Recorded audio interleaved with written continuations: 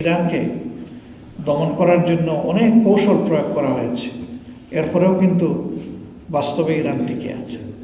Because তাদের ব্লাডটা হচ্ছে heroic blood, তাদের আইটা হচ্ছে ফারসাইটেড, তাদের দিলটা হচ্ছে ওয়াইড। এই জন্য বড় করে চিন্তা করে দূরে তারা দেখে এবং বিষয়ের গভীরে তারা প্রবেশ করে, আর সাহসের দিক থেকে কারো কাছে মাথা নত করতে চায় না।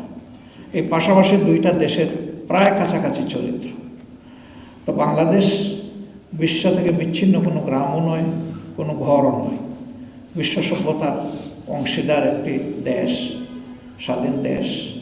আমরা এই দেশে ইনসাফের শাসন চাই, আমরা এই দেশের আয় উন্নতি চাই। চোখ বন্ধ করে এটা হবে না, আমাদের চোখ খোলা রেখে চতুর্দিকে তাকিয়ে যেখান থেকে যে উপাদানটা নেওয়া সম্ভব সেখান থেকে নিতে হবে। এমনকি শত্রুর কাছেও যদি ভালো কিছু থাকে ওটাও শিখতে হবে। রাসূল করিম সাল্লাল্লাহু আলাইহি ওয়াসাল্লাম মদিনায় ইহুদিদের কাছ থেকে তিনি অস্ত্র নির্মাণ তার সাহাবীদেরকে ডিপোর্ট করে শিখিয়েছিলেন। তিনি হেসিটেট করেন নাই যে ইহুদিরা যে প্রযুক্তির চর্চা করে আমি মুসলিম হিসাবে সেটা নেব না, বরঞ্চ সেখান থেকে শিক্ষা নিয়ে এটাকে এরপরে কীভাবে আরও হাইয়ার ভার্সনে নেওয়া যায় সেই চিন্তা করেছে।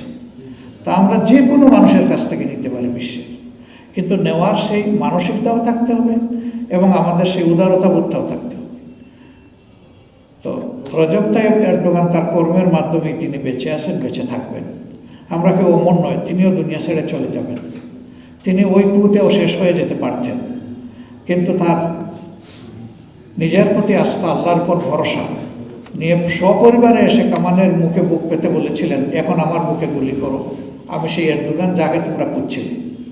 ইস্তাম্বুল এয়ারপোর্টে নেমে যদি এই কথা তিনি না বলতেন তাহলে হয়তো তুরস্কের মূল পাল্টে গিয়ে অন্য কোনো গভীর খাদে তুরস্ক পড়েও যেতে পারত। কিন্তু এই যে নেতার সময় উপযোগী সাহসী পদক্ষেপ, এটার কারণে গোটা জাতি তার পাশে দাঁড়িয়ে গেল। তুরস্ক আলহামদুলিল্লাহ তার অভিযাত্রায় এমন একজন নেতা পেয়েছে যাকে পেয়ে সত্যিই তারা গর্বিত। তিনি চিরদিন থাকবেন না, কিন্তু তার অনুসারীরা থাকবে।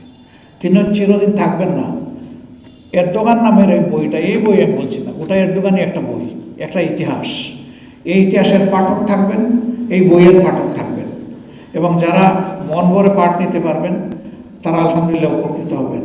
তবে আমি এটা বলছি না তিনি ফেরেশতা, কারণ আমি সেখানে ঘুরে দেখেছি যে কিছু লুফলস আছে সেখানে। এই ছিদ্রগুলো বন্ধ করতে হবে। আমি জানি না এই বই আমি পুরোটা পড়ি না, একটা অংশ পড়েছি। সেই ছিদ্রগুলো এখানে তুলে আনা হয়েছে কিনা। প্রকৃত বন্ধু সেই হবে যে তার বন্ধুর ভালো কাজের ব্যাপারে উৎসাহ দেওয়ার পাশাপাশি তার দুর্বলতাগুলো দরদ এবং ভালোবাসা নিয়ে ধরিয়ে দেয়। ভবিষ্যতে যারা এরকম গবেষণা কর্মে হাত ধরবেন তাদের কাছে এটাই প্রত্যাশা। এই বইয়ের লেখক যে উদ্দেশ্য নিয়ে বইটি লিখেছেন তার সৎ উদ্দেশ্য পরিপূর্ণতা পাক এবং এর দ্বারা বাংলাদেশের জনগণ উপকৃত হোক।